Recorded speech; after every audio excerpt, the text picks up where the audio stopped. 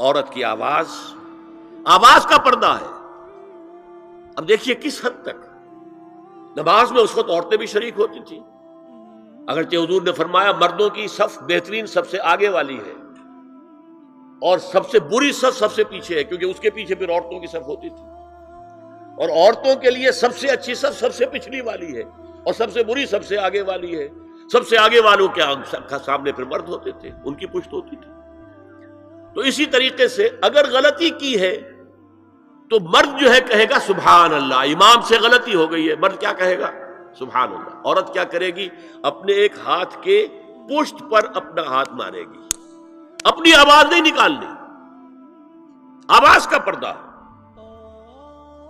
چھونے کا پردہ یہاں تک ہے کہ حضور نے کبھی کسی عورت سے ہاتھ نہیں ملایا، اور آپ جب بیعت بھی لیتے تھے تو بس زبانی الفاظ کہلوائے اور کہا ٹھیک ہے بیعت ہو گئی، یا ایک کپڑا پکڑا، اس کا ایک سرا اپنے ہاتھ میں دوسرا سرا اس خاتون کے ہاتھ میں، یا ایک تشت کے اندر پانی بھرا، اس میں ایک طرف اس نے انگلیاں ڈال لی اور ایک طرف حضور کی انگلیاں، لیکن مسافر لا اسافر النساء۔ ایک دفعہ ہوا بھی کہ بعض خواتین نے جب بیعت کی ہے تو پھر انہوں نے ہاتھ آگے بڑھایا مسافر کے لیے، حضور نے فرمایا انی لا اسافر النساء، میں عورتوں سے مسافرہ نہیں کرتا۔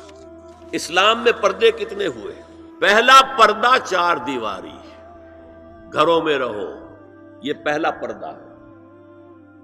جیسے ڈیفنس لائنز ہوتی ہے نا فوج کی، یہ فرسٹ ڈیفنس لائن، سیکنڈ ہے، تھرڈ ہے، پہلی کو عبور کر کے کوئی آ جائے تو سیکنڈ ہے، سیکنڈ سے گزرے تو پہلا پردہ 4 دیواری،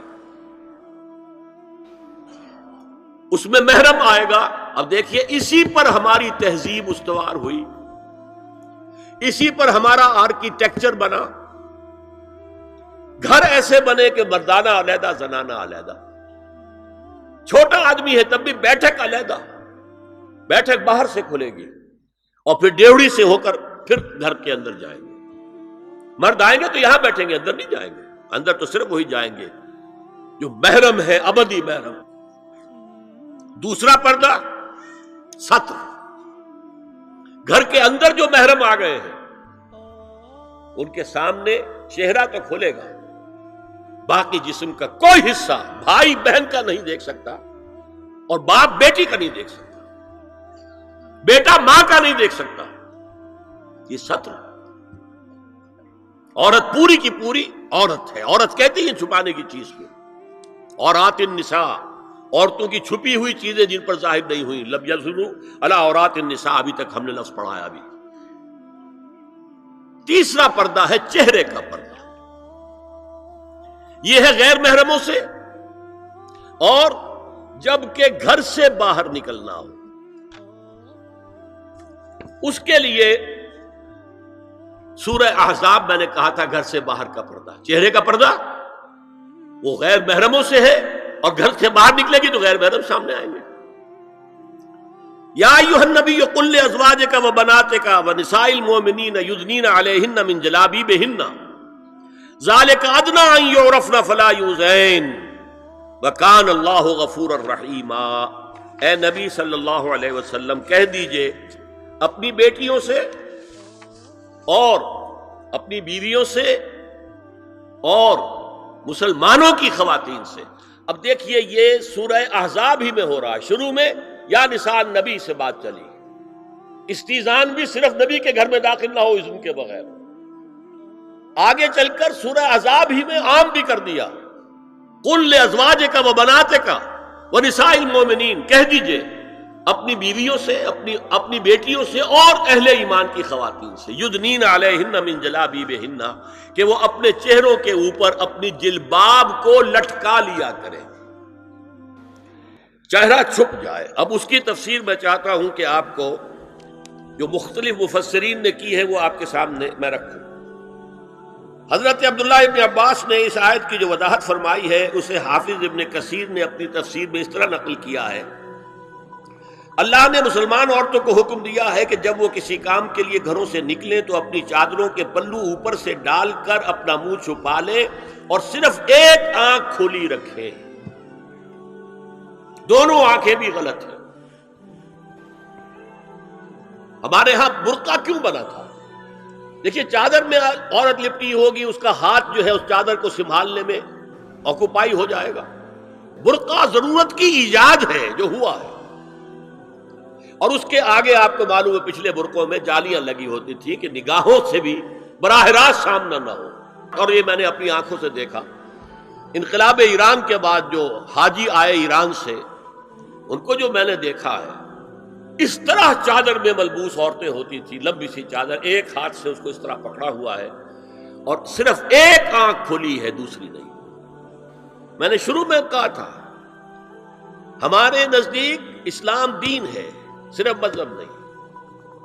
اسلام قرآن اور سنت دونوں پر مبنی ہے، صرف قرآن پر نہیں۔ اسی میں ایک اضافہ کیجئے اس بات کا کہ حضور نے کئی حضرات سے یہ کہا، کہیں وہ رشتہ کر رہے تھے، کہ آپ نے ایک نظر دیکھ لیا ہے۔ اب اگر یہ ایک نظر دیکھنا اس کی اتنی اہمیت ہے تو اس کا کیا مطلب ہے؟ اگر تو صورتحال یہ ہوتی کہ ہر وقت چہرہ کھلا ہے، آ رہے جا رہے، تو ایک نظر دیکھنے کی کیا ضرورت ہے؟ وہ تو دیکھا دکھایا ہے۔ زمانہ آیا ہے بے حجابی کا، عام دیدار یار ہوگا۔ سکوت تھا پردہ دار جس کا، وہ راز اب آشکار ہوگا۔ تو ظاہر بات ہے وہاں پردہ ہو گیا تھا، تبھی تو تھا نا کہ ایک نظر دیکھ لو۔ آپ نے پوچھا ایک صحابی سے کہ رشتہ کہاں کیا؟ وہاں کیا ہے۔ تم نے ایک نظر دیکھ لیا ہے؟ اس خاندان کی آنکھوں میں کچھ نقص ہوتا ہے، دیکھ لو، بس ایک نظر دیکھنا ہے، اس کی اجازت۔ تو یہ اجازت ہونا اس کا خود ثبوت ہے کہ عام حالات میں عورت جو ہے وہ دکھائی نہیں دیتی تھی، بلکہ وہ پردے میں رہتی تھی۔ مسلمان جدید تعلیم یافتہ دانشوروں کی منافقت، وہ کہتے ہیں یہ پردہ وردہ سب مولویوں کی ایجاد ہے۔ کبھی کہہ دیتے ہیں یہ تو ہندوستان میں راجپوتوں کا پردہ ہوتا تھا تو مسلمانوں نے یہاں یہ پردہ ایجاد کر لیا۔ میں نے دیکھا ہے عرب کی بدو خواتین کو مکے سے مدینے جاتے ہوئے نظر آتی ہیں۔ ایک خاتون اونٹ کی پوری قطار لے کر جا رہی ہے، ہاتھ میں لاٹھی ہے، پورا مکمل پردہ، چہرہ چھپا ہوا، آنکھوں کے اوپر بھی کوئی انہوں نے وہ حجاب سا بنایا ہوتا ہے خاص چھجا سا، اور ہاتھوں میں دستانے، پاؤں میں جرابیں۔ یہ کون سے راجپوتوں کا پردہ سعودی و عرب کی جو ہے ریگستانوں میں پہنچ گیا؟ بدو جب آتے ہیں اپنی عورتوں کو اسی حال میں لے کر آتے ہیں، اور ان کا یہ ہے کہ وہ احرام کا معاملہ بھی یہ ہے کہ یہاں چھجا بنا کر آگے چادر لٹکا لیتے ہیں، صرف چہرے سے مس نہ کریں بس۔ اور وہ پھر اپنی خواتین کو جب طواف کراتے ہیں تو ان کے گرد گھیرا ڈال لیتے ہیں، ہاتھ سے ہاتھ پکڑ کر، تاکہ کسی اور کے ساتھ ان کا نہ کندھا لگے اور نہ کوئی اور جسم کا حصہ بس۔ یہ پردہ وہاں کہاں سے آ گیا؟ سر سید کا واقعہ تو میں آپ کو بتا چکا ہوں۔ اب ذرا علامہ اقبال، میں منافقت اس لیے کہہ رہا ہوں کہ ایک طرف ہمارا جدید دانشور طبقہ، مولوی ملاٹے دیوبندی ہوں، فلاں ہوں، یہ ہوں وہ ہوں، یہ دقیانوسی ہے، اصل میں تو سر سید احمد خان، اور پھر علامہ اقبال۔ علامہ اقبال کا حال کیا ہے وہ سن لیجئے آپ۔ انگریز سرکار لارڈ ولنگٹن کے زمانے میں علامہ اقبال کو اپنا گورنر بنا کر جنوبی افریقہ بھیجنا چاہتے تھی۔ من جملہ دیگر شرائط کے ایک شرط یہ بھی تھی کہ تمام سرکاری تقریبات میں بیگم اقبال ان کے ہمراہ ہوں گی۔ علامہ اقبال نے یہ کہہ کر اس پیشکش کو ٹھکرا دیا، بے شک میں گناہگار مسلمان ہوں اور اعمال کے اعتبار سے مجھ سے بہت سی کوتاہیاں سرزد ہوتی ہیں، تاہم میں اتنا بے غیرت نہیں ہوں کہ محض ایک سرکاری عہدے کی خاطر اپنی بیوی کو بے پردہ کروں۔